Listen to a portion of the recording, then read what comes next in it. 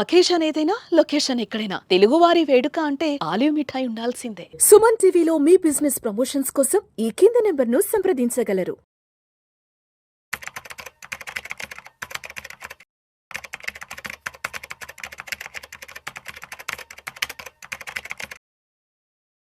Welcome to Vishnu talks. నేను విష్ణు. ప్రస్తుతం పాటు సర్టిఫైడ్ ఫైనాన్షియల్ ప్లానర్ మాధవిరెడ్డి గారు ఉన్నారు. వారితో మాట్లాడదాం.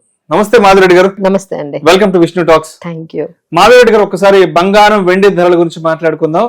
బంగారం విషయానికి వస్తే 24 క్యారెట్లు 10 గ్రాముల ధర 98,000 రూపాయలు దాటిపోయింది. 22 క్యారెట్లు అంటే ఆర్నమెంట్ గోల్డ్ విషయానికి వస్తే 10 గ్రాములు 90,000 దాటిపోయింది. అంటే 24 క్యారెట్లకి 22 క్యారెట్లకి కేవలం 8,000 రూపాయలు మాత్రమే వ్యత్యాసం.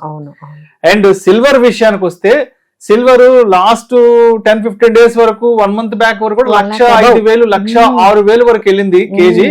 ఇప్పుడు 98,500కి వచ్చింది. సో ఎందుకంటారు? కొంత అనీవెన్ గా ఉన్నాయి ప్రైసెస్. అంటే ఆల్మోస్ట్ అన్ని కూడా లక్షకు వచ్చేసాయి. అన్ని లక్షకు వచ్చేసాయి. ఏంటి అసలు బంగారం పరిస్థితి ఎలా ఉండబోతుంది అంటారు రాబోయే రోజుల్లో? అండ్ ఎవరైతే ఇప్పుడు ఈ ₹1,00,000 పెట్టి కొనలేరు, డైరెక్ట్ గా ఫిజికల్ గోల్డ్ కొనలేరు, మరి అటువంటి వారికి వేరే ఇతర ప్రత్యామ్నాయ మార్గాలు ఏమున్నాయంటారు కొనుక్కోవడానికి? సో ఫస్ట్ అసలు ఈ గోల్డ్ సిల్వర్ మధ్య కొంచెం ఒక అనీవెన్ రేషియో అనేది ఉందండి. దీన్నే మేము గోల్డ్ సిల్వర్ రేషియో అంటాము. అంటే ఔన్స్ లో మనం మాట్లాడుకుంటే, అంటే మనకి ఇంటర్నేషనల్ డాలర్స్ లో మాట్లాడుకుంటే $3,350 పర్ ఔన్స్ ఒక గోల్డ్ పర్ ఔన్స్ $3,350 అయితే ఒక ఔన్స్ సిల్వర్ ధర మనకి $32 ఉంటుంది. ఇది కానీ డివైడ్ చేస్తే మనం సిల్వర్ అంటే gold $3,350 divided by $32 per ounce, ఈ రెండు కూడా మనం డివైడ్ చేస్తే రేషియో ఎప్పుడు బిలో 100 ఉండాలండి. కానీ ఇప్పుడు ఇది చూసుకుంటే 105 దాటిపోయింది ఈ రేషియో. అంటే సిల్వర్ కి గోల్డ్ కి మధ్య ఉన్న ఈ రేషియో ఇది చరిత్రలో 2 సార్లు జరిగిందండి. ఇలా 100కి మించడం, అంటే 105, 106 ఉండడం అనేది. సో ఇది దేనికి ఇండికేట్ చేస్తుంది అంటే, ఇది మనకు ఒకసారి కోవిడ్ టైంలో వచ్చిందండి. అంటే ఈ సిల్వర్ గోల్డ్ రేషియో అనేది 105 అలా 102 అనడం జరగడం అనేది మనకి కోవిడ్ టైంలో వచ్చింది. మళ్ళీ ఇప్పుడు అది జరుగుతుందండి. అంటే ఇప్పుడు దీన్ని మనకి ఇండికేట్ చేస్తుంది ఏంటంటే, గోల్డ్ చాలా ఎక్సెసివ్ గా పెరిగింది. అంటే మీరు చూస్తే లాస్ట్ ఒక 2.5 వీక్స్ అండి, 3 వీక్స్ లో 25% అండి, 25% gold just with in 2-3 weeks లో పెరిగింది. అంటే ఎంత అనీవెన్ గా రేషియో మీకు కనిపిస్తుందో. అదే సిల్వర్ చూడండి, అది 1 lakh కూడా దాటలేదు. అంటే ఈ గోల్డ్ సిల్వర్ ని దాటి అసలు 1 kg ఎప్పుడో 1 lakh అయ్యేది, ఇప్పుడు సిల్వర్ పెరగకుండా ఓన్లీ గోల్డ్ మాత్రమే ర్యాలీలో పార్టిసిపేట్ చేస్తుందంటే ఇది చాలా అనీవెన్ గా జరుగుతుంది. సో అందరూ కూడా కొంచెం ఈ డిఫరెన్స్ ని మనం గమనించాలి. సో ఫ్యూచర్ లో జరగబోయేది ఏంటంటే, సిల్వర్ ఇంకా ఎక్కువ పెరుగుతుంది గోల్డ్ కన్నా. సో అంటే గోల్డ్ ఎక్కువగా పెరిగింది, సిల్వర్ అసలు ఈ ర్యాలీలో పార్టిసిపేట్ చేయలేదు. సో ఎవరైనా ఇన్వెస్ట్ చేయాలి అనుకుంటే ఇక గోల్డ్ చాలా ఎక్సెసివ్ గా, అంటే 40% లాస్ట్ ఇయర్ లో పెరిగితే ఇప్పటికే ఆల్మోస్ట్ 2.5 మనం వీక్స్ లోనే 25% పెరిగిందంటే మీరు అర్థం చేసుకోండి గోల్డ్ అనేది ఎంత పెరిగిందో ఎక్సెసివ్ గా. సో ఎవరైనా ఇన్వెస్ట్మెంట్స్, గోల్డ్ ఈటీఎఫ్స్ కూడా ఉన్నాయండి, అలానే సిల్వర్ ఈటీఎఫ్స్ కూడా ఉన్నాయి. సో ఎవరైనా ఇన్వెస్ట్ చేయాలి అనుకుంటే సిల్వర్ ఈటీఎఫ్స్ లో మీరు ఇన్వెస్ట్ చేసుకోండి. ఎందుకంటే సిల్వర్ ఈ ర్యాలీలో పార్టిసిపేట్ చేయలేదు, ఏదైతే గోల్డ్ ర్యాలీ ఉందో ఇందులో పార్టిసిపేట్ చేయలేదు. సో సిల్వర్ తక్కువగా పెరిగింది కాబట్టి ఎక్కువగా పెరిగే అవకాశాలు మనకి ఫ్యూచర్ లో ఉన్నాయండి. బట్ గోల్డ్ అనేది సడన్ గా మళ్ళీ, అంటే ఒక్కసారిగా ఒక 2-3 డేస్ లోనే మనం ఎక్కువగా ర్యాలీ చూసాం. దానికి కారణం ఏంటంటే, పొవెల్ మనకి కొన్ని కమెంట్స్ చేశారండి. అంటే మొత్తం మన గ్లోబల్ ఎకానమీ మీద పొవెల్ కమెంట్స్ ఏంటంటే, ఈ టారిఫ్ ఇంపాక్ట్ అనేది లార్జర్ దాన్ ఎక్స్పెక్టెడ్, మేము ఎక్స్పెక్ట్ చేసిన దానికన్నా చాలా నెగటివ్ గా ఇది వెళ్ళబోతోంది ఈ ట్రేడ్ వార్ అనేది ఆయన చెప్తున్నారు. అలానే గ్లోబల్ ఎకానమీ స్లో డౌన్ అవుతుందని చెప్తున్నారు. యుఎస్ కూడా కొంచెం స్లో డౌన్ అవుతుంది, రెసిషన్ లోకి వెళ్లే అవకాశాలు ఉంటాయి, ఇన్ఫ్లేషన్ కూడా పెరుగుతుంది అనేది ఎప్పుడైతే జస్ట్ 2 days బిఫోర్ ఎప్పుడైతే ఈ కమెంట్ అనేది వచ్చిందో, మీకు ఒక్కసారిగా డాలర్ అనేది తగ్గుతుందండి, డాలర్ ఇండెక్స్ అనేది తగ్గుతుంది. సో ఇన్వెస్ట్మెంట్స్ అన్ని కూడా ఒక్కసారిగా సేఫ్టీ హెవెన్ అయిన గోల్డ్ వైపు వెళ్ళిపోయాయి. ఆ కామెంట్స్ ఎప్పుడైతే రాగానే మొత్తం అందరూ కూడా కొంచెం ఇదేదో ఎకానమీ కొంచెం ఏదో కొంచెం డిఫరెంట్ గా వెళ్తోంది జోన్ లో. సో వెరీ అన్సర్టైన్ గా ఉంది, ఎటువైపు వెళ్తుందో కూడా అర్థం కావట్లేదు. ఇంపాక్ట్ అనేది లార్జర్ దాన్ ఎక్స్పెక్టెడ్ అండి. అంటే టారిఫ్స్ ఇంపాక్ట్ లిమిటెడ్ గా అనుకున్నారు కానీ బట్ అంత తక్కువ ఇంపాక్ట్ లేదు, చాలా వరకు ఇంపాక్ట్ అవుతోంది. అలానే ఇప్పుడు కొత్తగా యుఎస్ చైనా మీద 245% టారిఫ్స్ ఏంటండి. దట్ వాజ్ అరాచకం అది అసలు 245% అసలు ముందు ఎక్కడి నుండి స్టార్ట్ అయింది, 54%, 74% స్టార్ట్ అయ్యి 125% కి వెళ్ళి మళ్ళీ 245%. This lot of volatility is happening.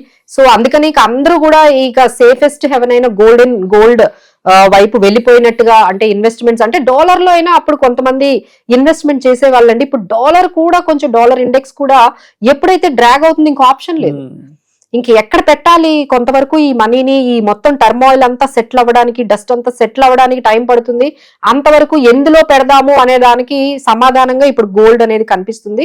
అలానే అన్ని సెంట్రల్ బ్యాంక్స్ కూడా మళ్ళీ స్టార్ట్ చేసాయండి ఇంకొక round of buying, gold buying. ఎందుకంటే అందరికి ఇది భయం పట్టుకుంది, ఇక్కడ ఏం జరిగిపోతుందో అర్థం కావట్లేదు, వరల్డ్ ఎకానమీ ఏం జరిగిపోతుంది, దీని ఇంపాక్ట్ ఎంతవరకు వెళ్ళిపోతుంది, ఈ వార్ అనేది ఎలా వెళ్తుంది, ఈ ట్రేడ్ వార్ అనేది అర్థం కాక ఎస్పెషల్లీ బిట్వీన్ యుఎస్ అండ్ చైనాయే కనిపిస్తుందండి.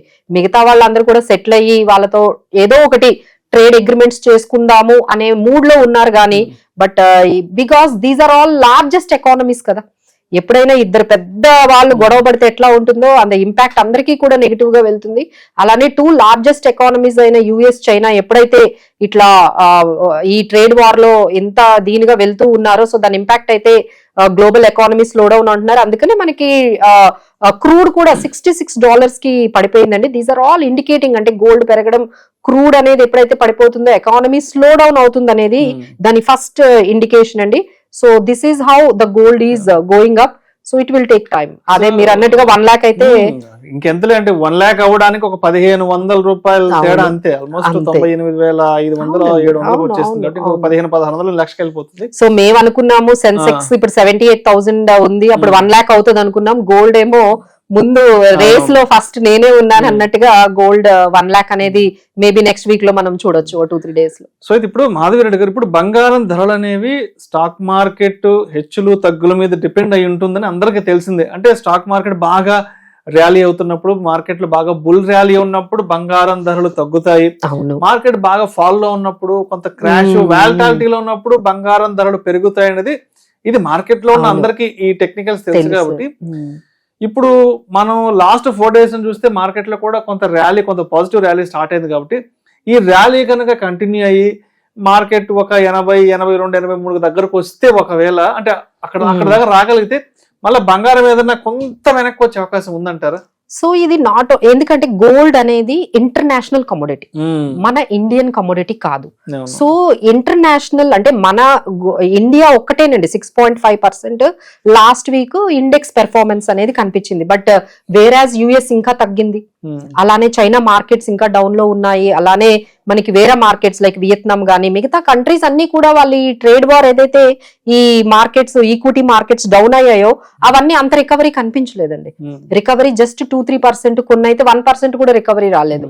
సో మన ఇండియా మాత్రమే 6.5% వచ్చింది. బట్ ఎంటైర్ గ్లోబల్ ఎకానమీ ఎప్పుడైతే డౌన్ గా ఉంటుందో ఈ గోల్డ్ లోని మనకి తగ్గ అవకాశాలు అనేవి కొంచెం తక్కువగానే మనకు కనిపిస్తున్నాయని చెప్పొచ్చు. సో ఎప్పుడైతే గ్లోబల్ ఎకానమీలో ఒక స్థిరత్వం, ఒక స్టెబిలిటీ, ఓకే ఇప్పుడు this is the worst, maximum worst అయిపోయింది అని మనకి ఎప్పుడైతే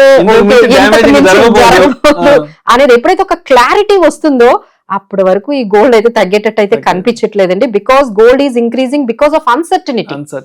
ఏదో జరగబోతుంది అనేది, ఏం జరుగుతుందో తెలియదు, ఏదో జరగబోతుంది, ఎంత డ్యామేజ్ జరుగుతుంది అనేది తెలియక వాళ్ళు ఈ మొత్తం అంతా ఇన్వెస్ట్మెంట్స్ అమౌంట్ అంతా కూడా ఆ డాలర్ ని దాటి గోల్డ్ లోకి వెళ్ళిపోతుందండి. అంటే ఈక్విటీస్ నుంచి ఎప్పుడో మనీ అనేది తీసేస్తున్నారు, ఆ మనీ అనేది మనకి డాలర్ కి వెళ్ళేది ఇప్పుడు డాలర్ ని కూడా పక్కన పెట్టి ఇప్పుడు గోల్డ్ లోకి వెళ్ళిపోతుంది. సో ఒక్కటే అసెట్ క్లాస్ అయిపోయేటప్పటికి మొత్తం అమౌంట్ అంతా కూడా సేఫెస్ట్ హెవెన్ అనేది ఒకటే కమోడిటీలోకి, ఒకే అసెట్ క్లాస్ లోకి వెళ్ళిపోవడం వల్ల మనకి ఇంత పర్టికులర్ అంటే uneven gold rate up side అయితే మనకు కనిపిస్తుందండి. అలానే మన సిల్వర్ గోల్డ్ రేషియో కూడా చాలా అనీవెన్ గా కనిపిస్తుంది. సో ఈ విషయంగా కొంచెం జాగ్రత్తగా ఉండాలండి. సో మార్కెట్ లో అయితే ఏంటో ఇప్పుడు చాలా అంటే మమ్మల్ని ఎస్పెషల్లీ ఉమెన్ ని మరి కొనాలి అంటే మాకు కష్టం అవుతుంది కదా.